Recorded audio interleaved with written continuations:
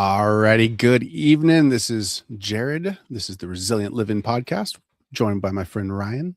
Hey, everybody. Alrighty, so as people are rolling in like we typically do, I have a product to share. Okay, I don't know. Have you ever seen these like Amazon or YouTube or whatever? Oh yeah, Prepare Hero fire blankets. Yep, the fire blankets. I've got one. I don't know if it's Right. any good or not. I should probably ask They're you. fantastic. So from all the firemen I've talked to, they love them. Now I own, gosh, at least a half dozen fire extinguishers.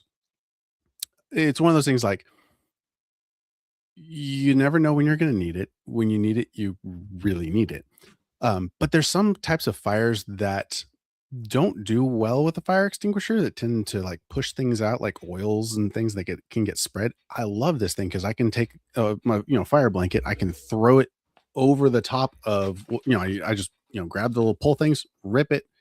It's in my hands. I can throw it over something, put it out, or God forbid, and we'll get into this in this episode. We have to evacuate in the midst of a fire. I can take that and I can wrap it around me and kids. It's not super big, so that's why I got a bunch of them. I can wrap it around me and myself, me and my kids and my wife. There we go. And we can ditch and get out in the midst of fire. So it's a great product. I sell it. If you want one, come by the shop and buy one. I like it. As a home inspector, I've seen so many homes where like the vinyl on the side of the house is melted from a grill fire. Oh. Yeah. And it seems like having one of those by your grill. First of all, move your grill away from your house. Yes, please. Right. Secondly, having something like that around that you could throw over and basically smother things. I don't know if a grill's a great option, but just situations where where a fire extinguisher isn't quite the right choice. Yeah. Well, it's okay, so like right here, I've got a fire extinguisher right here in the corner. I've got another fire extinguisher over by the dryer. I've got another fire extinguisher in the kitchen next to the stove. I've got one in my garage right next to my forge. I've got one in the shop, mounted right up on the wall. 2, 3.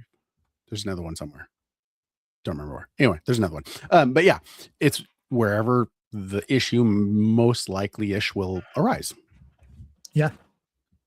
No, that's great. And I think it actually really pairs well with, and I'm sure you did this on purpose, with our topic today when, talking about, and I think people should, Jared's got a good lineup here. I've seen his notes of talking about different types of preparedness for different types of disasters and thinking through what that's going to look like in your given situation, thinking through what's most likely for you. So I'm actually pretty excited to see what he has to say tonight about this.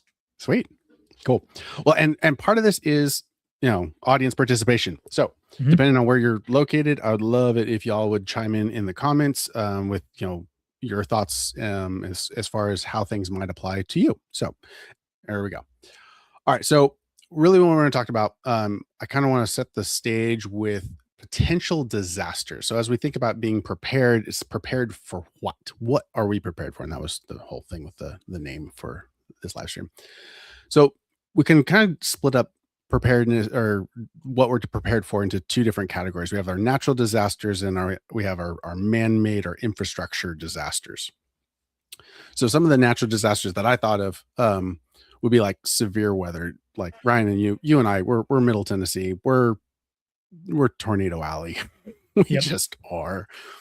We've had, how close did that was a EF4 that ripped through a couple of 4 years ago? Yeah, it was actually it's 2020. Oh gosh. It has been. The one you're thinking of, that was about 2 miles south of me. Okay. Stayed on the ground, followed I-40. Yeah. From Nashville through Cookeville.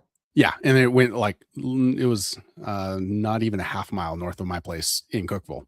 Wow. Yeah. That was wild because I didn't have a storm radio. I had no idea. I knew it was really, really windy. But then we woke up the next morning and everything was all quiet. And we're like, oh, okay, cool. And then we turned on the news and oh my goodness, it was not okay. Yeah, I had no cell phone coverage and no idea why. Yeah. I was driving to work. I'm looking in the trees. I'm like, there's insulation up in the trees. That's weird. Yes. Right. And I didn't know until I got on site and somebody was like, do you know about the tornado last night?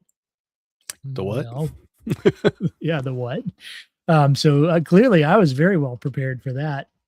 Well, and that's kind of what we want to talk about. Is like it's like those kinds of things, and we got some other for instances. They can arise so rapidly with no Mhm. warning or little warning, that having some preparations in place can make the world a difference. So okay, so that's tornadoes. For the Gulf Coast people, hurricanes. Oh goodness sakes, hurricanes! They're those unbelievably devastating, right? Um, Floods. I mean, we all. I mean, if Vic's in here yet, I'm. Is he in here yet? Yeah. Um, is Yeah. he? He said Okay, he's but got tornadoes popping up in Arizona now. isn't that weird? Weird. Like the whole thing shifted. It's I don't know, it's weird. But then he's got like flash floods because his soil can't absorb the water fast enough. And then you end up with this mud wall flying through the desert through these dry, creek beds, slamming up against roads, yeeting the whole entire bridge completely off its foundation. Like and the rain happened like 60 miles that way. Right. But Like you it's had no idea. accumulating and pushing Yeah. down the valleys. Yeah. Yeah. And Unbelievable. for like our area, you mentioned tornadoes, which are they'd be a quick killer or a quick problem. Um, Right. but the real one for me is like ice storms, knowing that, Oh yeah. like wildfires, they could happen, but they get put out pretty quickly because it's fairly wet here most of the time. And Here, yeah. yeah. But yeah, tornado or ice storms here, just because people can be without power, they can't get in and out of places, and they can be pretty bad. Sure. So you can see more issues, but it's over a longer period of time. People generally don't die immediately because of an ice storm. Yeah, right. Yeah, it is. Yeah, power's out, so you're don't have heat, you don't have refrigerated foods or whatever. Yeah, right. Absolutely. Yep. So one of the things that I was thinking of as far as flooding is concerned, so right, w- almost to the day, it was like February 12th. 'Cause it was on my wife's birthday. We were out to eat, having sushi. We'd had a tremendous amount of rainfall, and the local dam, the Orville Dam, which is one of the world's largest landfilled um, wind and fire prone areas. Yes, we'll get to that, Mom. Yeah. Um, um, Started fracturing, and so I actually pulled some pictures. So let me see if I can throw this. Okay, so this is a picture of the Orville Dam at the Wow. top there. So there's the concrete section with the spillway, but just to the left of that is it looks white, and then there's that dirt section below. So the whole dam area started fracturing, and the water started flowing over the top through these cracks. So what they did was they opened the spillway up and just let it rip. They just sent it all. and and what unfortunately ended up happening is there was already some problems in the spillway, and when that huge volume of water hit it, it ripped through, and I can show you what it ended up doing. It ended up ripping this huge canyon out. It displaced, I think they evacuated like 3 counties. It was like 150,000 people got displaced because of this. The water that flowed through this destroyed some of the salmon spawning grounds. It was brutal. Like it really wrecked everything. And that was we hadn't had a lot of rain recently, but it had accumulated, and so the Orville Dam was just filling up, and they had some issues. Most dams do. There aren't a lot of Mhm. new dams, and you know they're mostly like 50 years old. Right. Um, they have some issues. Um, Stuff can happen really, really unexpectedly. So yeah. Yeah, and I like to say that water is the most necessary and gentle force on Earth, as well as it can be one of the Unbelievable. most destructive forces on Earth. Yes, Um, absolutely. it's incredible, and I think of friends like Nicole Sauce, who was on Yeah. the show a while back. She lives on the downhill side of Center Hill Dam, Oh, but I think her actual elevation is slightly higher than the lake elevation, okay. like the water that's being So held if up if by it the flowed, it dam. would flow like down and past her place. Yeah, because and you've also got the Venturi effect, right? Where she's kind of like back up a valley, back towards the lake from the river. Oh, And so okay. the water would likely kind of continue past where Down she's though. at. Sure. But, that'd still be pretty sketchy. Oh, absolutely. Oh gosh, yeah. Yeah. So like, okay, so yeah, so we've covered like tornadoes and hurricanes and floods. Mhm. And then for all of my my other survivors, if you've got PTSD, you might want to look away. So this is a satellite view of the campfire. This is the fire that ripped through my town, Paradise. Um, again, incredibly fast, unexpected. Uh, there's no real planning, even though we really could. We knew that oh wait, Sorry. there we go. Sorry. Ah, there we go. Okay, Now we're we back. knew that the circumstances were set for this. We had no idea what it would actually look like, how quickly it would move. I mean, we had that fire was just hopping and skipping, miles at a time, jumping across canyons, jumping across, whole towns. Um, and I mean, like what was left was not much. Like Wow. it erased entire neighborhoods in, a matter of minutes. Some like And so, being prepared, having a plan in place is super important because again, you don't know what's going to happen. And then we could go the whole opposite end of the spectrum where we have like, here we go. So this is up in Lake Tahoe, just, north, well, east of us, back in California. If they got, 30 feet of snow, that's like yeah, that's a pretty good year. Yeah. 40 feet, yeah, that's getting up there. 50 feet, yeah, there we go. My house can't handle 50. What's the snow load rating of a house that can handle that? Right. Yeah. Like, I I mean, at think, some point, it's displacing itself in that it's, yeah, holds connecting to the itself snow on up either side on of it. either Yeah. side, yeah, right. But like, But when does that start? and then when it Um, starts melting, and you get these overhanging shelves of ice that finally fail and drop, and like, yes, sir. Yes, sir. This is about preparation.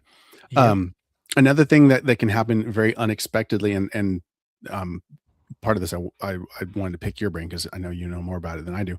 Here we go.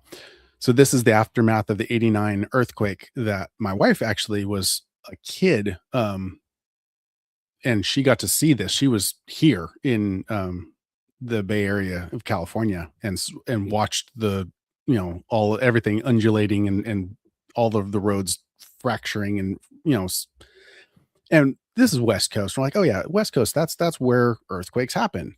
Hmm. But we have the New Madrid, right? Yes. Yeah, we do.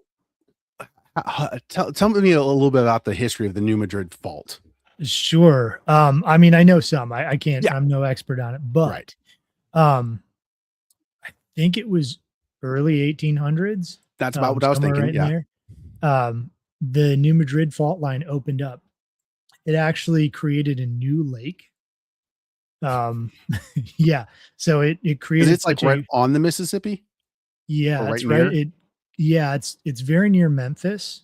Okay, right. So if the earthquake that happened in New Madrid, the original earthquake that we kind of know and have documentation of, um, Memphis basically wouldn't exist anymore. Wow. It would be completely leveled. I believe it was assumed to be in the above 9 Richter scale. Oh, that kind of wow. Well, Yeah, did it and like make the Mississippi run backwards or something yes, there stupid? were many ships were sunk by the Mississippi running backwards, and those that weren't, there's some accounts of those that weren't. You can still look at a lot of the like lidar imagery of a lot of the uh, fields in that area where there were geysers that started like sand and water geysers that started shooting, you know, I think between 50 and 100 feet in the air out of the Jeez. ground. Oh, wow. Yeah, because the ground was moving, basically moving down so rapidly Right. that it created this pressure underneath and just created these geysers. So there's fields that are just dotted with in lidar. When you look at them, they're just dotted with these. It looks like anthills Oh, almost okay. Yeah. on lidar, and it's from these geysers that shot up. Um, Oh, wow. yeah, and I looked at where the earthquake made it to, and my house might have actually survived. I don't know time-wise exactly when my house was built, but it Wow. was early 1800s, Right. and so my actual house may have gone through the New Madrid, and it Oh, would have not only been felt, but probably would have taken out some buildings out near my area. dang. Well, and that's Yeah. what I was thinking about. It's like, no, we're not known for earthquakes here in Middle Tennessee, but I was thinking about like if there were, I was thinking about all of the subterranean caverns that we have here in Van Buren and Mhm. White County. Can you imagine? Because those are just drop. I mean, like, because as soon as those rocks fracture, they're falling. Yeah. So that would turn our freeways, whole towns just drop because that Yeah. was a giant cavern that nobody had discovered yet that just broke and drops. Yeah, in fact, there's I believe large portions of it are um basically unknown, but or like they don't know how far it goes, but most of Cookville is built over a giant cavern system. Yeah, yeah, Sparta too. So, Yeah, yeah. And my wife Megan harasses me because I'm always looking at, especially when I'm driving through like Sparta, White County area, yes, there's all these low-lying areas that look like they should be, like it should be a lake or a giant yes, but pond or there isn't. something, and there isn't. And it's like, well, the water has to go somewhere. And so I've been kind of interested in looking because you can see sinkholes all over the place All over. and evidence of sinkholes and sinkholes opening up. Yep. And I know several different people pretty close to you who have giant sinkholes that have opened up on their property. Just down the road that you're on, Yes. going east a little ways, there's multiple people I know with sinkholes that have opened up. Mhm. So That's one why of I them was had a cow get stuck, like a calf get stuck way back oh, in it. oh, well, I was warned when I, had to talk to somebody about putting a pond in. They're like, Mhm. "You can do it, but just be forewarned that in this area, ponds turn into sinkholes real fast." It's like Yeah, they certainly all can. that weight and all that and if there is a fissure, it's gonna find it and it's gonna open it up and then it's oh, yeah. Yeah. Yeah, it's Right. a possibility. I want to consider those real dangerous, like the Well, dangerous it type of sinkholes. perfect. Well, and that so that kinda ties back into, yes, all of these things that we've talked about are possibilities. Are Mhm. they likely? Are they a Mhm. likely possibility, something that we need to really spend time, honing in our preparations for, or are they just, outliers? Yeah. And that's where, you in the comments, like, Vic, for you, you're not going to worry about the same things, that you did when you lived in Tennessee versus, now living in Arizona. Yep. Use the Watch Duty app. Yeah, there you go. Um, so yeah, and that's a really good point. Like, I don't know what the term is. Maybe you do, or I forget the term. I've heard it, but the like 80-20 rule, Yeah. where you can get like 80% of the way there with 20% of the work, and then It's it 80% of the it work to get the starts last to 20. reverse. Yeah. Yeah. Yes. Um, And so in preparedness, my way of thinking of it is think about what in your region or for your specific family is, what you can do that 80% for the 20% of work as Yeah. far as preparedness. Yes. Yeah. The vast majority of your preparations can be done, um, and this is really important, fairly inexpensively. Mhm. Yes, we like to go to the exotic, really cool things, but not everyone needs an Atlas bunker. I'm just saying, you don't need to spend 500 to $1 million on an Atlas bunker. They're Right. cool, but you don't need one. Right. I've I'm in my basement. If we have a tornado warning, this is where we come. And like Yeah. it, it's not an Atlas, but like it's concrete. It's not going anywhere. It's It's 80% there. The it's Atlas is the 80%. 100%, right? Yeah. Yeah. Is it worth that? No, it's not for the vast majority of people. If you're blessed, invite me over because I want to hang out. If you're blessed with those resources and you've already got that 80% covered, awesome, cool. even still, like, is that really where you want to spend your money? Like, maybe. Like, and that's really what I wanted. It's like I wanted to take the fear out of being prepared. It's not about being scared. Um, it's just being aware and thinking ahead a little bit. It's like, think like all the things I've got back there. Like, it's good to have a medical kit. It's good to have some, food on hand that doesn't require anything but just a little bit of water. Oh, Vic, I'm sorry. Vic says, I guess I'll call my contractor and cancel that bunker install. Right. Or you could I just, bet you had one scheduled. just bury a Connex or something. You'll be fine. Don't do that. Unless you reinforce the walls will, out of it. Yeah, the walls are not designed for horizontal forces. They're vertical. Don't do that. Well, and even there, it's like the corners are designed. Yeah, it is because those vertical boxes stacking. stack and it's like they sit on the corners. Yep. Because if I go up and crawl on, or like climb on my roof, I can on my shop, I can feel it bending. Like it's just not fixed. It's not designed for it. Fixed steel, no. No, it's shipping and it's designed to do the job as cheaply as possible. Yeah. Yeah, well, and just talking of bunkers and shelters and things, a lot of times people are installing these things, and by the time they go to try to use them, they're filled with water, or right. They're not very safe because the walls can collapse and they haven't been properly engineered either. Right. And props to Atlas. Everyone that I've ever seen thus far has been really well done, and so they're always doing a good job. So yeah, that really kind of. My ICF home.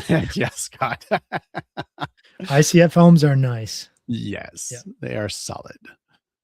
So that kind of rounds out, doesn't, it's not an exhaustive list, but that's kind of your natural disasters. But then you have your the other side of the equation of your man-made-ish infrastructure emergencies, which definitely overlap. I mean, like, so you have that horrible earthquake, you're going to lose your roadways, right? If you're going to lose power, you're going to, if you have a fire, going to lose power. Like it's guaranteed. Yeah. And something interesting about the man-made issues are that, well, they're man-made, right? So it's like we get so dependent on a system that when it's down for just a little bit, it becomes a problem. Right? Yes. Because generally these man-made issues, like if we weren't dependent on the systems, or we were less dependent, they'd be less problematic in most cases. And that's honestly really our goal in not just this podcast and not just in my shop, but in all of our conversations, is to help people to become resilient, is to become less dependent on the infrastructure, that's so that in the event of any of these events, we're not as impacted and we're able to cope. We're able to become a resource to those around us, and that we as a community are able to become even more resilient. Yeah. Well, and one of the things that this makes me think of is in every single ice storm, I end up hearing about how people are dealing with, like, the power's been out for a week and they're now dealing with rotten, spoiled food. And like, it's an ice storm. Take it out of your refrigerator, put it outside. Like, put it in a cooler outside, even move your refrigerator outside. I don't know. Like, it's just, let's think about it for a couple of seconds and realize, like, we've got cold outside and we're trying to make it warm inside. Right. Just move the food that needs to stay cold outside. Yep. Absolutely. So some of it is just a matter of thinking. It is. Well, and that's kind of what I want to get into is just the mindset of being prepared includes that is like, oh, this is logical. It's cold outside. Awesome. My freezer doesn't need to function because I have one outside. I've seen the picture of somebody opens the front door and snowbank and they've got all of their, like, everything stuffed into the snow. Like, yes, why wouldn't you? Yeah, absolutely. So yeah, tell us a little bit more about man-made or infrastructure emergencies. Okay, so the first one that came to mind is power. Our power system is fairly fragile. All of our power, obviously that is powering all of our stuff, was just made. There isn't really a buffer there of much. I mean, we're talking megawatts in a region, like it's not much of a buffer. The battery systems are just not. Now, at a home, you can easily have a battery system that can sustain your house for quite a long time, just not the regional electric grid. So any kind of an event, ice storm, fire, earthquake, something more nefarious, grid can go down pretty darn easy. So having some way, something to generate electricity, natural gas, diesel, gasoline, solar, wind, hydro, whatever, preferably two of the, two or more of the above list. Yep. Because, two is one is none. Um, just because you never know. And Mhm. okay, so you've got your gasoline one. Awesome until you run out of fuel. Right. Then what? Well, Yeah. hopefully Yeah. And they got again, it it back comes up. comes down to like, what do you prioritize? How do you do it? Yep. I'm unless you have natural gas to your home, Right. I'm a big naysayer about whole home generators. Oh, yes, right. 'Cause, Yeah. you can run your propane out in a week, live like a king for a week, and then what? And then what? Yeah. Well, and that's my issue with a lot of the preppers is you use your stockpile inventory and then what? Mhm. And it's kind of the same idea as like, save what you eat what you save. If you don't plan to how to continue to propagate things, whether it's growing food, growing, raising animals, if you don't have that type of infrastructure set up or aren't working towards that, you're really at a disadvantage. Mhm. And that's where community comes in. Like, hey, I've got the blackest of thumbs, and animals hate me. They just keel up and die. Okay, what can you do? Well, I'm a really decent welder, and I can make almost anything work. Cool, we can work something out, right? Yeah. Yeah, I mean, who wouldn't trade, getting their motorcycle up and running for some sweet potatoes, like Yeah. Oh if yeah. Right. if each of you needed those services, why not? Right. Um, Right. and almost always there's something to trade, but that's why most preppers keep a little bit of silver or something else on hand just in Yeah. case, whatever they have stockpiled isn't what the other person needs. Yeah, it's good to have that little intermediate currency to Mhm. do stuff. Absolutely.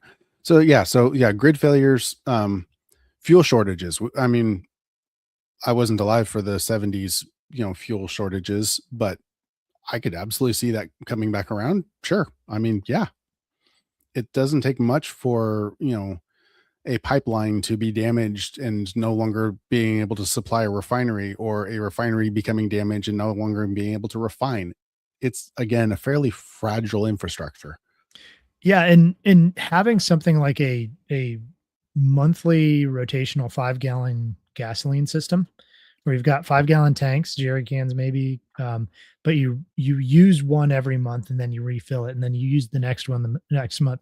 So you never Yeah, have don't let them sit. gasoline that's what's that? Don't let them sit. No. So you never have gasoline that's more than a year old. Yeah. And then if you have something like a motorcycle, if you need to get somewhere, you've got a highly efficient vehicle that will get you somewhere for a long time on, your gas. What's 12 times 5?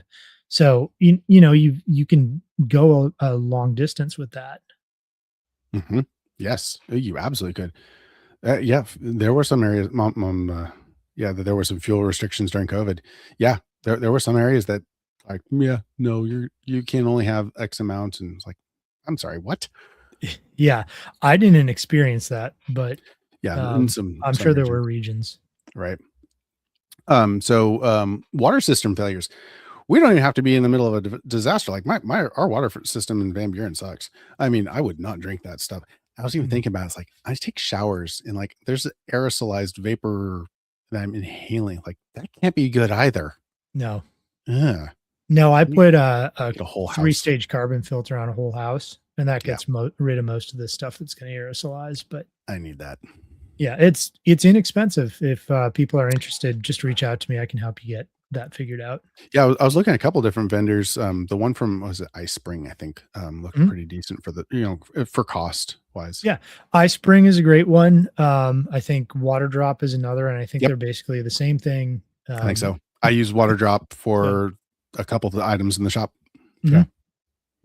Yep. But yeah, they're 2 or 3-stage filters with, basically the basic carbon filter. It will get that 80-20 rule again. It'll get most of the Right. volatiles and junk out that you don't want.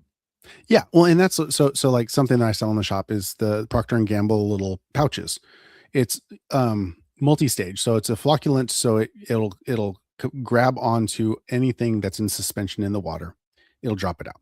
Then over the next half an hour, there's a chemical reaction that occurs that forms a chlorine-ish, type, and it will chemically sterilize, clean-ish. Mhm. I still recommend running it through a filter just to weed out that stuff that's dropped out, but technically you could drink it. Just having a couple of those, I mean, like each pouch, I think is rated for 2.5 gallons. Mhm. You can get a dozen pouches of them for, a couple bucks. You've got some water for a while at least. Yeah. Or you can get, your life straw, or if you've got a Berkey slash Burrow, or Alexa Pure or whatever. That way you don't, if you have a boil notice, you're like, I'm already filtering it. I don't care. And you should be, because a boil notice comes in two circumstances. Mm, One, if the pipe got opened and they know it, if there's some type of potential backwash into it. right. Or two, if somebody's sick already from it, and that somebody could have been you. So Right. don't drink direct tap water. It's just a bad idea. It is. It is. Well, and there's a lot of reasons, not just contaminants, but even what they add to the water Mhm. isn't necessarily good. Yeah. Yeah. Just I get a mean, good water chloramine, filtration. do you really want to drink chloramine? Yeah. And do you Even like fluoride and yeah. like, no, I don't. No, Yeah. thank Well, you. and the fluoride it's a different chemical makeup than even the stuff that's recommended for your teeth. Oh yeah. Right. So, like, Yeah. it's a chemical byproduct. Don't drink it. Not the same. Yeah. Yeah. No. And it's hard to get out too. It's Yeah. difficult to remove. So something like an RO filter is useful. Yeah, Um, reverse osmosis is great. Well, and that's why I ended up with Alexa Pure, was because Alexa Pure naturally filters out chlorine, whereas like the Berkey slash Burrow. Actually, I have not tested or seen the Burrow it's trace. the same. Is it the same? It's It's the same identical. guy. I mean, or Yeah. one of the same guys. It's the Um, same company. What happened is they just spun up a new company that was doing the manufacturing already with a slightly different marketing so that they could get around the FDA right, garbage. because of their silver component of being what do they call it? I don't It remember. was a pesticide. A pesticide. That's what it's like. Mhm. Pesticide. What do you think is in the water? Like what? Yeah, because they made the claim that it could kill off bacteria. Bacterias. Yeah. It's like, And well, so now Burrow says they use the silver to reduce the growth of bacteria over time in the filter. in the filter, right? Which Mhm. isn't wrong. No. Um, yes, yeah. So if you've got a Berkey and you need filters, go to Burrow. Yep. It's the French spelling of Burrow. Anyway, okay. So water systems, boil nose, yeah. Cyber attacks, communication outages. We've seen this. I mean, physical attacks, whether it's a bomb in Nashville, taking out AT&T. Was it AT&T or is that Verizon? Is AT&T. Is AT&T okay? Mhm. Or a direct, cyber attack. Communication. It's one of the reasons I sell radios, because communication is so important. When you have no connection to the outside world, it is so demoralizing. It is so everything becomes so difficult. Having some connection to another human being can make a huge difference. I just can't, say enough about that. Yeah. Like, I've been looking into those decentralized mesh networks. yeah, Was it Meshtastic is Meshtastic. one. There's another one that's apparently quite a bit better. Yeah, Um, I and was I can't remember the name of just it at the talking to a moment. guy about that this last week. Yeah, they look really But cool. I'm yeah, very curious. yeah, end-to-end encryption. Yep. The other one, Meshtastic, is like 3 hops, which doesn't get you very far, but the other one's up to 30, I think, or something. So Wow. yeah, some options there. That is cool. Yeah, and there are, and that's one of the wonderful things about this. As technology goes on, we're getting more and more of those, because there's more Mhm. and more of us nerds are going like, you know what, decentralize this. Let's figure this out. Yeah. Yeah, because I know enough people on high hills that we could probably get a network set up between me and you. Heck yeah. Yeah, it'd be Heck pretty yeah. cool. Let's go. I mean, it might be, several $1,000s to install, but, Yeah. no big Details. deal. Yeah. So have a So GoFundMe. No. that's right. So what else you got on man-made, potential? Chemical spills, industrial Mhm. accidents. This is one of those like earthquakes can cause it, train derailments can cause it. On possible less like but less likely scenarios, we need cargo rail lines. Yes, toxic spills. Exactly. Yep. Yes. And do that. So I actually got to meet a guy. He works for the lab. They are the largest lab in the nation. And that's what they do is they're the ones who test all of the samples that are collected after those spills. And I Mhm. was asking him like, so, how's business? He's just like, it's crazy. We are so Yeah. busy. Like we are busy. I was like, oh, oh, like that's not good. No. Well, and you look at, like, East Palestine, which was they made a big like, people actually noticed there was another one, I believe, in Georgia that was pretty much as bad. Yeah. And the testing, I don't know how much you know about this, but the testing, they were testing for different chemical compounds than they were supposed to be, or Mm. than would have been the problem in this scenario.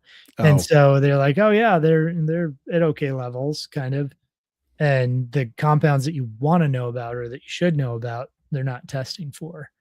Um, nice. yeah, so then, like, okay, so people downstream or people in this town, how much do they actually know about what they're getting exposed to?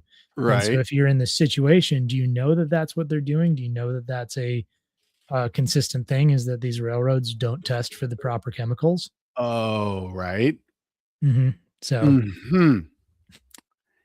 Interesting. Or in North Carolina, they had I actually talked with Billy Bond and a couple of other people who were involved in the cleanup from a permaculture standpoint, which is one of the only ways that worked for the chemical spills there. So there were one of the big chemical spills that didn't get a lot of press was in North Carolina from the hurricanes was actually a PVC solvent from the PVC factories.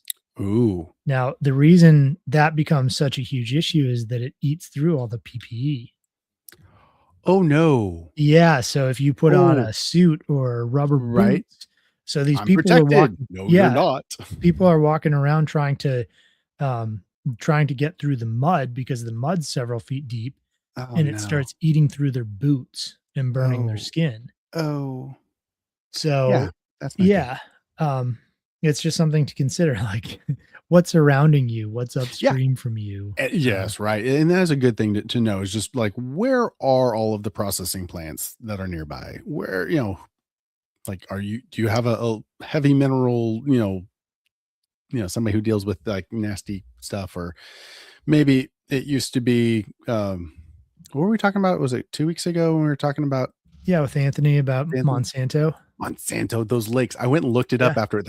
Those are disgusting. Like I went and looked at the Google image of the Monsanto lakes. yeah. They're like the most putrid green, Ooh, and they're just dead. Oh, mhm, it's ah. And so yeah. So what happens when you have a big flood and that goes washing down the river? right.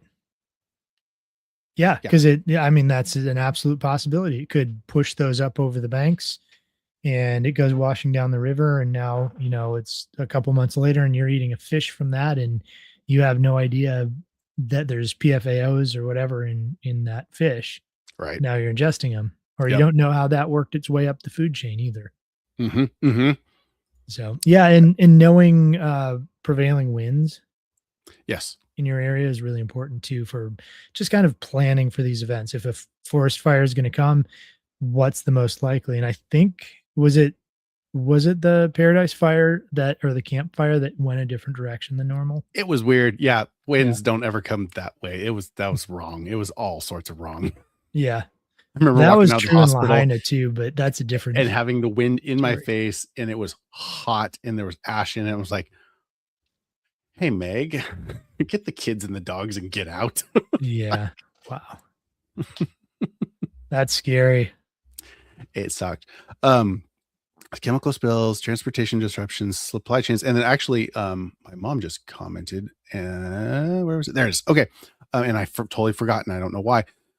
EMF ish, solar flares. Mhm, So yeah, a any kind of solar flare, solar activity, if it's directed at us, mhm.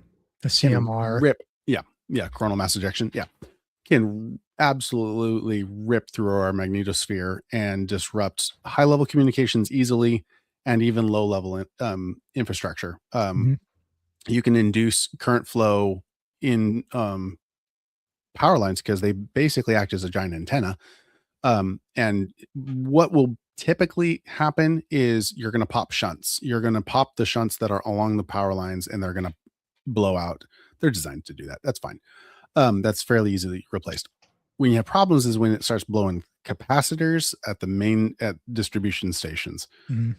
Those aren't cheap, aren't readily available, are difficult to install. There you have a problem. Um, Transformers as well. yes, yes. Yeah.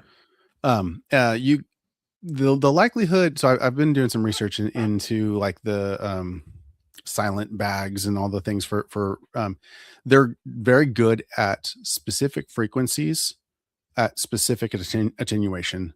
Mhm. Um, Whether they be effective in that, they're going to be better than nothing. Absolutely, yes. Um, are they going to be sufficient for a giant CME? Don't know. Better than nothing. Right. Yeah, I mean, you've got if people wanna learn about this, look up the Carrington event. Yeah, that's a That's wild one.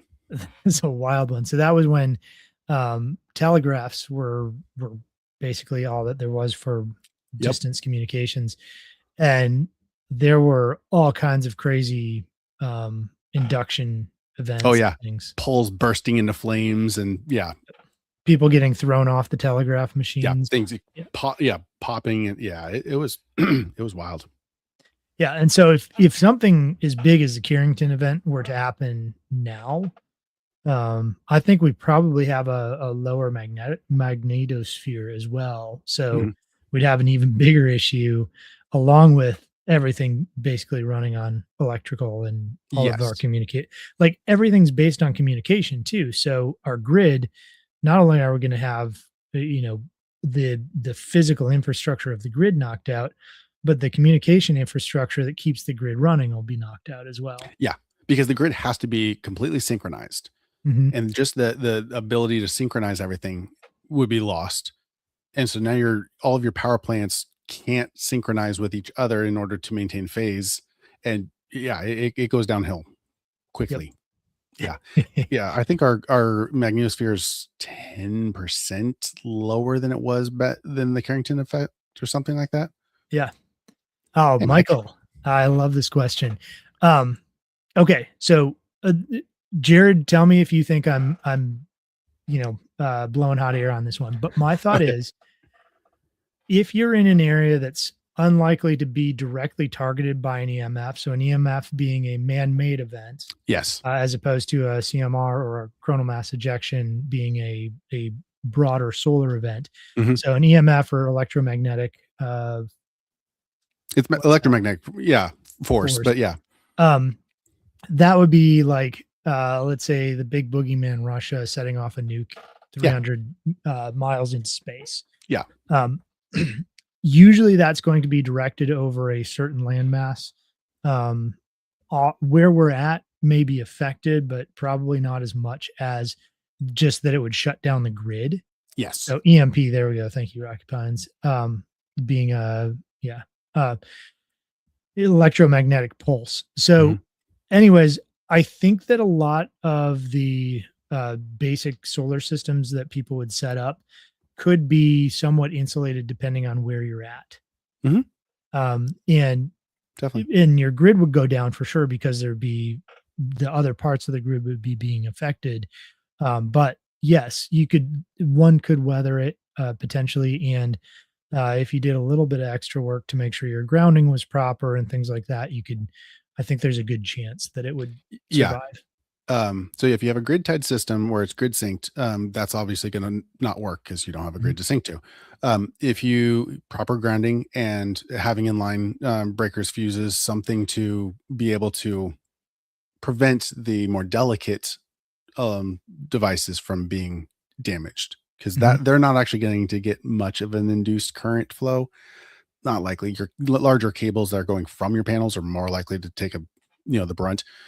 So having decent breakers slash fuse something or another inline there that's easily replaced. Have extras. Mhm. I would agree with that. You'd probably be just fine. Yep. And one thing that you could do is your most likely item to be damaged in an event like that is going to be your inverter charge Yep. controller. And so those they're expensive, but compared to the batteries and the mounting systems, they're not Right. that bad. Yeah. Having an extra one on a shelf inside of a shipping container Hmm. that's not connected to anything, that's Right. isolated, Yep. you could potentially just swap it in. Yeah. Oh, speaking of grounding, so somebody actually we were talking about EMPs, and I asked him like, well, "Don't you have like some ammo cans laying around?" He's like, "Oh yeah." I'm like, "Dude, an ammo can. If you ground that sucker, Mhm. it's a Faraday cage. It's going to shunt everything to ground. So like if you got old, power cord for something, snip that sucker off, pull out the grounding wire, solder it right to an ammo can, burnish up the contact point between the lid and the body. If you Mhm. really want to be clever about it, get some foil tape and run it around there. It's nothing's going to go through that. Yeah. It's going to shut Self-tapping down. screws. Oh, yeah, Yeah. it'll be fine. The same for like a galvanized garbage can. If you ground it Yep. and still you want to put some type of insulator between your device and the Yeah, it Faraday shouldn't be cage that I laying in spoke of. contact with the metal. Yep. It should be a isolated rubber, any kind of, something to separate it. Yep, absolutely. So yeah, there's lots of ways to do that. Even microwaves, Yeah, um, I mean, they're again, better than not as nothing. good, but yeah, and they are connected to ground. So Yeah, uh, they are, and they are already designed to filter out frequencies. yep. And you could cut off the if it's dead, you could cut off the hot and neutral terminals and Yeah, just have it ground. and just have the ground prong. Yeah, Mhm. which is by far the best. I mean, I would say keep the neutral leg because it's also going to be bonded. But yeah, Yeah, fair. Um, all right, now that we've talked about EMPs, which are okay. a So low likelihood. these are all kind of the outlying events that are potentials, things that we can consider. Like if you live in the Dakotas and you have, a whole bunch of nuclear silos right up the street from you, you might be a target for an EMP because, if there was somebody trying to do something nefarious, they're going to go after they don't want to get somebody launching against them. If you Yeah. live near DC or in, any other big cities, that might be a concern. But Middle Tennessee, there really isn't much out here that I'm concerned would be a target for that. Can you think of anything? Oak Ridge. Yeah, but that's north and all the prevailing winds go that way. So I'm Yeah. okay with that. But EMP wise, Yeah. I don't think that that's what they'd target I anyways, would, but it's there. yep, sure. That's valid. Yeah. So anyway, so it's kind of location based. And so coming down to your home, like, and it's location slash um probability. Mhm. So the most likely things that could potentially happen are probably having a house fire. I mean, really, Mhm. or like a water pipe burst. Um, and I know those aren't they're not as sexy. They're not as cool to be prepared for a water pipe burst. But you know what? That's the kind of stuff that really is more likely to happen. Or your neighbor has a water pipe burst or a fire. Okay, now you can help because you're prepared for that, right? So like for us, like having a safe room, having a shelter in place, here. Yeah, sometimes the winds do blow the other direction. That is true. I don't want to be overly cocky. Who cares about Oak Ridge? I know, right? Yeah. But anyway, yeah, having a location that's identified, and I've even I offer this to our neighbors that have above ground homes that don't have. It's like, hey, if y'all need a place, we have a basement. It's not the biggest, it's not the nicest, but it's here. Mhm. And back to community. So yeah, have a safe room, and have that plan in place. Have talk with your family. Like, hey, look, if something happens, then we do this. If Right. we have a fire, where do we meet? Well, we meet out by the fire hydrant out in front of the shop. Um, just so that if the kids are playing out in the field and I'm in the shop and Meg's in the house and something explodes, we all have that common place to go to. Communication. I can't harp on communication enough. Over Yeah. communicate. Assume nothing.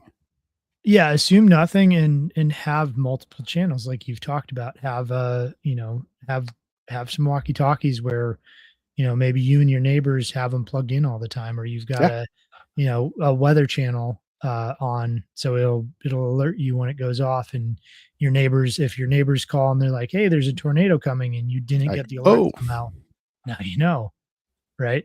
Um, absolutely. so yeah, having various forms of communication is really important. Well, and yeah, and that's why whenever I do a radio setup for somebody, I always have the Van Buren channel. So like everybody I've set up for in this area, we have one channel so that if there were something bad to happen, we can all switch to that channel. I might not be able to get to everybody. I might not be able to hear everybody, but kind of like the mesh network, Mhm. we can daisy chain, we can hop, we can go, hey, so and so, you can talk over the top of the ridge, you can get down into that holler, find out if so and so is okay. Right. So Yeah, it becomes a human network yeah, of sorts. Yeah. exactly. Yeah, which is really my goal. Is like I want to hand it off and go, okay, now y'all have the frequencies, y'all have the radios, y'all have the infrastructure. Now talk to each other and do it. It Mhm. doesn't require me anymore, which is great. Yeah. Be nice if you could have like a 2-minute a month, Yeah, just check channel in. check or something. That would be fun. Maybe I should do Yeah. that. Do that. I like that. We're doing that. There you go. So having your safe room, having your communication, check on if you've got a generator, check on that sucker. Ham radio. Heck yeah, man. I will get you your cable. I'm sorry. I apologize. I've been telling Vic that I will get him this it's sitting right here. I have it. I will send it to you. I promise. Anyway, um, generator. Oh yeah, generator. Check your generator. Like I can't tell Mhm. you how many when I worked at the motorcycle shop, how many generators came in because the snowpocalypse is coming and like everybody goes out to test and like, oh no, my carburetor is completely clogged up. Like, yeah, because you let it sit and it turned to varnish. That's what Yeah. it was. First of all, don't use ethanol I gasoline love in your that. That's it. generator. Secondly, start it and run it out of gas, and then, you know, turn the fuel line off to shut it off Yes. instead of turning Let the it run it switch to shut dry. it off. Mhm. Absolutely. Yep. Yeah. So yeah, go over your generator, figure out how to use the sucker. Like, I don't know how many times, oh, I've got this thing sitting in a box. Like, you've never unboxed it. Like, you realize that they had a lead acid battery in it, right? And that's Yeah. really dead now. That Um, Schrodinger's generator, I believe, is what that will is. it run? Both will and will not. Does it even exist? Right. Yes. Emergency lighting, it's one of those simple things. Having like, obviously I always, carry my pocket flashlight, but like having a stock of decent, they don't even have to be really great lights, even just those, stupid dollar light, it's better than nothing. It'll get you to the bathroom and back. It'll, you know, it's better than stubbing your toe, right? Yep. So If you've got power tools, grab one of those super cheap, yeah, top of battery mount, um, yes, flashlights that they're also has stupid USB bright. plugs on it. Oh yeah, those are even better. So now if you've got, I don't know, say 5 DeWalt 4 amp hour batteries, you can keep your phone charged for a couple of weeks if you're careful with it. Yeah, Have batteries for day or flashlights for days. And then you can use direct solar to recharge it if exactly. you want to go that route. And we've talked about that. So go Yep. back and rewatch that episode whenever you want to know more about that. Medical. Where is it? There. Medical. Always have some medical. Because in an emergency, you may not be able to rely on having somebody show up because odds are, if it's really an emergency, they're going to be busy with other people. Have medical, get training, be a resource to your neighbors. Again, back to the communication. So if we have the radios, we can talk to each other. Hey, I fell, or hey, a tree dropped on so and so's house. Let's get over there. Bring your med stuff. Yeah. Yep. Rocky Pine says, curious, one I could rabbit go hole way is, down for that rabbit instance, hole. Yeah, no kidding. For building instance, gasifier. What I'll say about that is that modern generators will not run very long on a gasifier. oh, So if you're going to too do ashy. that, yeah, it's going to just have too much gunk left over. Sure. And so you'll gum up your basically you could run this in a old Volkswagen Bug because they could, Okay. I mean, you could run those things as a two-stroke just about. Yeah. They were so resilient, but you're if you can get a hold of like an old Onan generator, maybe you could do it, or an old Kohler generator, but Okay. those are going to be really dirty power. So do you want that? And I guess it's better than nothing. I mean, like Mhm. you end up with char and a fuel source for you know at the same time. So A gasifier, I think, would be great for, if not for a generator or for a fuel source necessarily. But you can, if you gasify the wood that you're burning and basically reintroduce it to the chamber, you can get a lot more energy out because of you're doing a multi-stage burn. Mhm. Okay. Yeah, so there's some things you can do where it can be really useful, but my personal opinion is a with a generator, it's not going to be viable for very long. Fair enough. Yeah. Um. Okay. Medical readiness, defensible space. So this one was more kind of dependent on location. Here out, we're rural Tennessee. We have pretty decent defensible spaces. In urban environments, that gets a little bit dicier. Just be aware. Know your neighbors. I mean, it really Mhm. still comes down to the same thing. It's like know your neighbors. If somebody weird is walking around snooping around, you'll recognize that that's odd. Right. Um, yeah. So yeah, Well, and having even defensible spaces. Good. this is just a knowing your neighbors story from today, like Really actually today. cool. Um, my neighbor and I have been fighting a development going in next to me Oh that's yeah. being done illegally on multiple fronts. But Mm, one of the issues is now that they're putting houses in again illegally, um, they're parking on our road, which is a single lane road with yeah. no shoulder. Yeah. Like there's no fire truck getting down our road with those guys parked there. Right. And Not cool. so, I don't exactly have time to run around and call or talk to my, very corrupt mayor or, um, my roads department or Right. my sheriff or whatever else. Um, but I have a neighbor who has an office job and can make phone calls during the day where I'm not able to. And so we've Cool. been communicating, and she's able to basically get a hold of the sheriff's office and say, "Hey, emergency vehicles can't get down our road, and they're destroying our entire roadway by with the construction." So, now Nice. they're forced off the road, and so just knowing your neighbors, like that could be an issue if you had somebody who needed an ambulance or there was a fire, not being able to get vehicles back there, and just knowing your neighbors and being able to communicate is really important. Sure. Yeah, I could totally. Yeah. Yep. So, man, I think we're only partway through I this. know, right? I Yeah. was like, oh yeah, we'll rip through this. Like, no, we did not. No. That's okay. I've got more Um, for next episode. We can. yeah, I think we can break it into 2. I'm trying to figure out how far along we are, and I think we've got maybe a couple more sections we can get through Yeah, and yeah, because we can rip through a couple of these fairly quick, and there are kind of a lot of things that we have talked about in the past. Mhm. Okay, So I so think we're defensible kinda space. on EDC at this point, right? Yeah, that's basically where we're at. Is yeah, EDC, personal readiness, vehicle preparedness kits. I'm a big proponent of it. I think if you've watched any of the episodes before, I've talked about it almost ad nauseum. Just being prepared, having stuff with it, making it a scalable system. Don't try to bring the whole kitchen sink and everything in your backpack. Don't do that. Um, the whole bug out bag. Okay, so that's kind of a separate issue. I don't like the idea of leaving my home in an emergency. I want to get back to my home in an emergency. Personal preference, Yes. but I think it's more likely and more logical. Um, so having a way, having the equipment necessary to get me home, and that does not require me to have every possible thing. I have one in here somewhere about weight versus capability trade-offs. I could have every eventuality covered.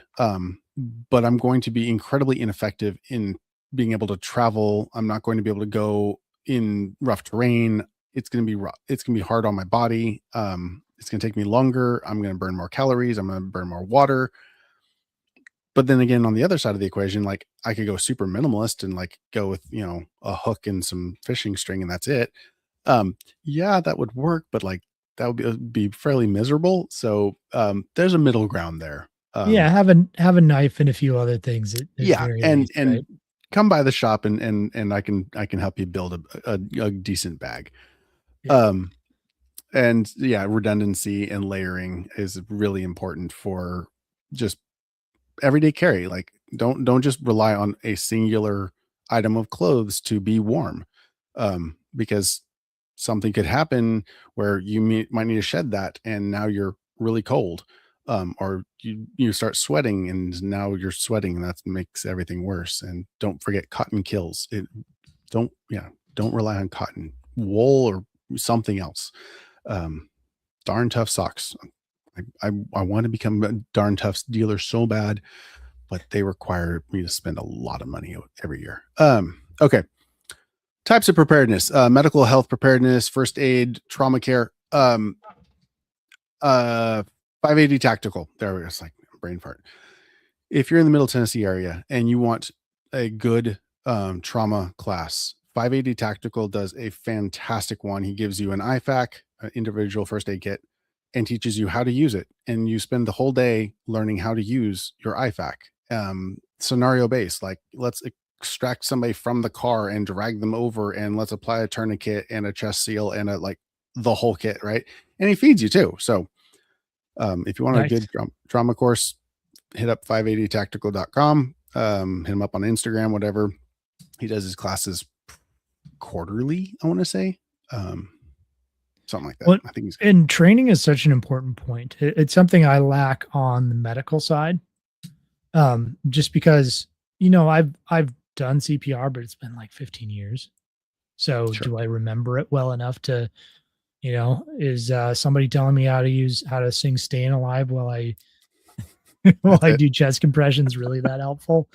Um, it's how long does the pertinent information actually stick in your brain in such a way that you can use it in a emergency situation? Mhm. Yeah, Um, because so we never unfortunately rise to our expectations. We fail down to our training. mhm. Um, and so the better your training is, the farther or the less farther you fall, however you want to say that. You don't fall as Softer far. landing or The something softer like landing, that. there you go. I Yeah, like it. Yeah, so training, and that's on everything. Literally everything. But yes, I highly recommend. I should do another CPR class. I didn't do you I should. did one last March. I think I did. We should do that. So yeah, stop the bleed classes. There's the for Red Cross puts them out. You can go a lot of places. A lot of companies even will either host it or pay for you to attend because it's good for them. It looks good on them to have people who have training in their building. So talk to your HR departments, find out if that's an option for your business, Yeah, to for get sure. CPR trained, to get stop the bleed trained, to get trauma, whatever. Yeah, doesn't hurt to And ask. I think people tend not to think about it. It's kind of like life insurance where you're like, I don't want to talk about getting life insurance because that's talking about me dying. Right. Right. And it's the same kind of idea. Like, I don't really ever want to deal with a situation like that. So I don't want to get training for it, even if that's kind of the subconscious, not the actually out there thing. And so I just Right. encourage people to, you know, get over that and Yeah, honestly. go get Well, and training. it's one of the things I've been trying to teach my kids is become comfortable with being uncomfortable. Mhm.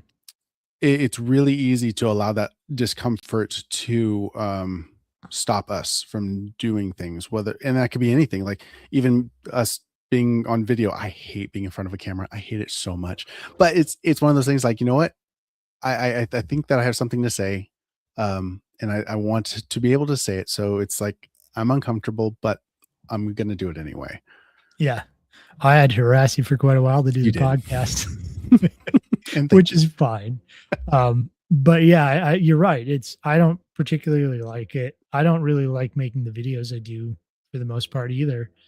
But it's like, it's important, it's good information. It's helpful yes. to other people. So I'm going to do it. And hopefully I get better each time I try. Oh yeah, absolutely. Definitely. Okay, so yeah, so I've kind of got I kind of delved into the weeds a little bit on the medical stuff. That's get trained. Get a decent med kit and get trained. Water and food preparedness and storage.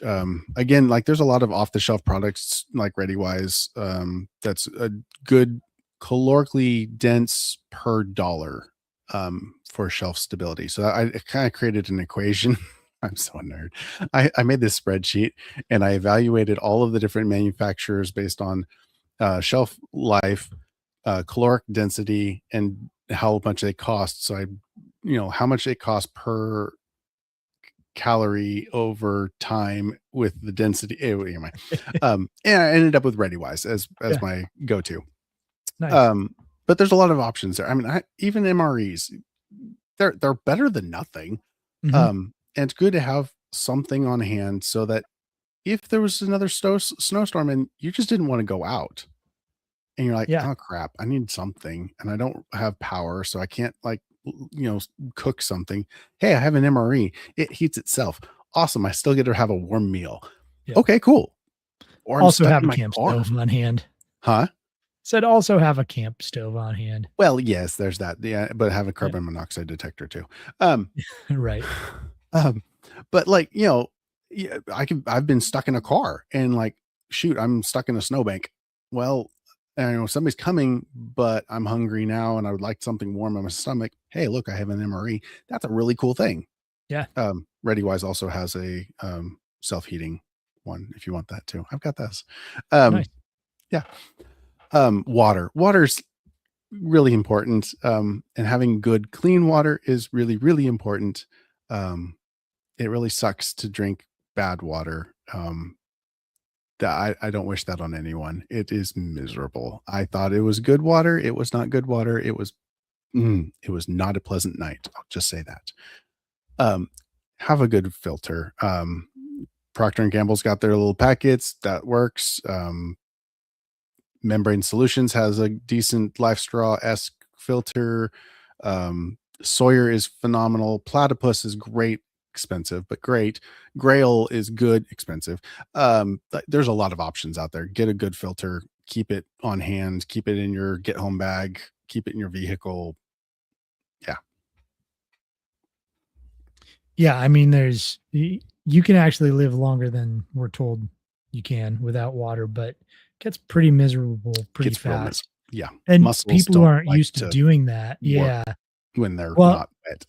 yeah, and somebody who's not used to doing that and doesn't Mm, quite like their body isn't used to it, like you're yeah. gonna get so thirsty, you're gonna drink stupid stuff. Yes, you'll make stupid decisions and you'll drink stupid stuff. Mhm. Absolutely, absolutely. You're gonna And feel like you're dying way before you are. yes, you will. And honestly, push yourself. Try it. Go Mhm. for a day. Figure out what it actually feels like in a controlled environment. Like that's okay. You're like, oh, this is what that feels like Yep. when you wake up and your mouth is just absolutely dry, where your tongue is stuck to the roof of your mouth. Like that's a very unpleasant way to wake up. It's good to know though. Yeah. It's good to know what you can endure. Well, and do your own research here, but dry fasting can actually be a really beneficial thing for your body. Sure. There's actually a good chunk of research on this that suggests that it can be really good for you if done right, if done carefully and in a controlled environment. Right. Do your own research. Right. But yeah, good to test your what your body is capable of. Mhm. Yeah, because you don't know. Like I went out with my son for a walk, And I asked him like, "How far do you think we could walk?" He's like, "I think we can walk a mile." I'm like, "Okay." And so we walked and we got to a mile. I'm like, "Are you tired?" He's like, "No." I'm like, "Well, we walked a mile. Do you think we can walk further?" He's like, "Yeah, I think we can." So we walked 2 miles. I'm like, "Okay." We walked 2 miles. You think we can keep going? He's like, "Yeah, I'm getting kind of tired." But I'm like, until you've pushed yourself, you're never going to know how far you can go. You Right. have to push yourself beyond that point. And that comes back to being comfortable with being uncomfortable, because that's where true growth is. Yep. Absolutely. A few blisters never hurt anyone too much. It hurt. Yeah. Temporarily. It's temporary pain. Right. Um, so yeah, so having good food plans, first in, first out. If you don't have a first in, first out system in your pantry, I recommend starting one. If you're not familiar, basically it's when you add something to your pantry, take the oldest thing out of your pantry, or Hmm. the other way around. Um, they make some really cool racks if you really want to get all, space agey and cool, and they have the like zigzag racks so that you put the new one on top and then it rolls down and comes out at the bottom. They're pretty cool. They're expensive, but they're cool. That works Um, well if you have tin canned food. yes, But true. yeah. Um, Put name or put dates on things then. yeah, well, absolutely. You put dates on things. You can use shelves that sit out from the wall a little bit, or you can manage it other ways. But if the shelf sits out from the wall a little bit, you put in from the back, you take Yep. out from the front. Yep. Um, Basically like what you do if you're running a grocery store, right? Yes, exactly. But my Nicole, who's been on before, she consistently says, "Store, eat what you store, and store what you eat." Yes. And I think a lot of people look at something, and I think there's value in having, some type of long-term storage food. Um, Oh, rice and beans. yeah, or it's not Mountain House. What did you have? Ready The wise. Ready Wise. Yeah, Yeah, having something like that, there's a place for it, but most of what you have should be things that you would eat anyways. absolutely agreed. So whether that's a Absolutely freezer agreed. full of meat or canned stuff from your garden, Mhm. and then just label it and cycle it through and get used to. And even if it is tin can stuff that you actually eat, Yeah, get used to cycling it through. And they call it copy canning, where you figure out what you're actually eating in a week or a month or whatever. You yeah, keep track of that, and then yeah. you just buy an extra one next time you're at the store, Mhm. and do that for a while until you have X number of months, whatever you're, you know, Whatever your goal is. Yeah. right, on the Mhm. shelf. Oh, yeah, I always highly recommend, like, whatever, yeah, buy an extra can of whatever whenever you're at the store, because then it accumulates, and yeah. Mhm. Um, and you don't wanna shock your body by eating completely different food in an emergency. Right. Then you're dealing with all sorts of other issues that Mhm. you don't want to be dealing with. Yeah. Yeah, Yeah, I mean, if you're eating beans, first of all, they're probably gonna be dry, so now did you store enough propane to cook them long enough to make it right, edible? right, But in the then, fridge like, what fridge. does that do to your digestion? And did you store enough toilet paper to deal with what it does to your digestion? Right? So, like, there's consequences for storing something that you don't otherwise generally eat. Yep. Yeah, Yeah, and knowing how to prepare it. Yeah, so you go to do your lentils and you're like, "How do I cook this?" Like, because right. now I don't have access to the internet, so I have no idea how to prepare this. Yeah. I don't have ChatGPT anymore. Right? How do I do this? Oh, goodness. Okay, so, yeah, so short-term versus long-term food plans, and then the last one that I think I wanna cover tonight, yeah, we're at 14 after, is skill-based, is just kind of what we started off talking about, is developing the skills that are the quintus are important to survival and being prepared, because inevitably our tools will fail. What won't fail, hopefully, is what we have up here, is our experience and our knowledge. So and that's why I sell so many books, is because I care about not necessarily people having all of the equipment. The equipment is great. It makes it a lot easier. Absolutely.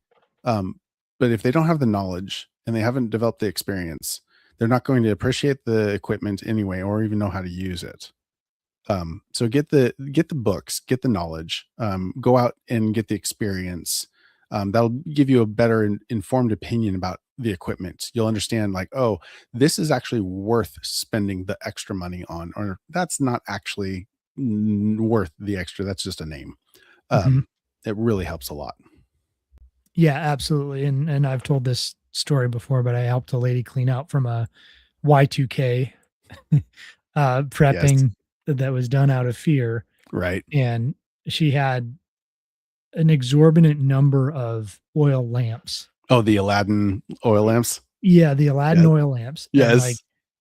I don't think it was more than 5 gallons of oil. I remember it being just, like, a couple of, like, a Sure. couple of containers that were Couldn't even probably lit them all up if she tried. mm-mm, Yeah. no, and so it's like, go try the thing out, go a day without shut your power off and try lighting your Aladdin lamp and see what you think of it. Yeah. Is it functional? Do you know how to use it? All that. So yeah, Yeah. absolutely. The trying the things that you have out Right. um, is Well, super and you important. just said it, and it's a great experiment. On a Friday night, go hit your main breaker. Just kill it. Mhm. See how long you can go, and make a game of it. Have fun with it. You've got with the kids. You're getting to have campfires. You're gonna cook your MREs or whatever. You're gonna have fun with it. But like, try this stuff. Learn what works, what didn't work. Where are your pinch points? You can always cut the breaker back on. Mhm. Make sure your generator actually works. Make sure you can actually charge things. You know, can you get Well, your and tablet working? Can you watch your Bluey episode? And gamify it with your kids too. yeah, Ask them, power's off. Okay, what's a solution for this thing? You yeah, might we have a already problem here. know, How do we or fix maybe that? maybe there's a different answer than just the one True. that you're thinking of. So, yeah, I think we could actually probably riff on skill-based preparedness for quite a while. So, do you want to leave it there and we can kind of pick up next time we do this and just I do. cover it looks like we've got a few more sections left, but I think the skills based, I Yeah. know that's kind of my something I really appreciate and like. Yep. Um, and it's something that's free. Hmm. So, for those who are like, oh, I don't have money to be a prepper, well, work on your skills, work Yep. on your troubleshooting, whatever Right. else. So, Absolutely. Well, well, sir, man, do that you was fun. want to Yeah. tell everybody what you do, how they can find you, all that good stuff? Sure. Cool. All right. Well, I am Jared Wilson. I own Resilient Living. We sell all of these products that we're talking about. I sell the books that has the information. I sell the freeze dried foods and the med kits. I sell ammunition. I am now a federal firearms licensed gun dealer and gunsmith. So, if you are in the Middle Tennessee area and you want to get into being prepared, um, come by the shop, talk to me. I would love to get you set up, build you a get home bag, um, teach you, firearm safety, whatever it is you're looking for, get you a really good, knife. Yeah, whatever it is you're looking for, I can help out. I bet you can connect people with other people in your Oh area as yeah. well. And it's been the funnest part is like, hey, you need to meet this person because you are looking for this. That's what they do. And yeah, it is. And then that really is kind of what I love about this is the community aspect of it.